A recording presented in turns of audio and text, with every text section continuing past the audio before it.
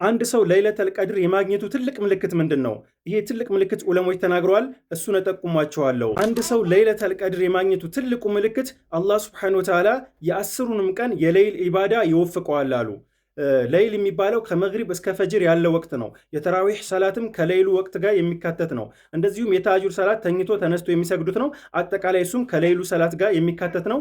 እነኚህ የሌይል ኢባዳን አላህ ሱብሓነሁ ወተዓላ ለዚህ ሰው በአስሩም ቀን ይወፍቀዋል አሉ።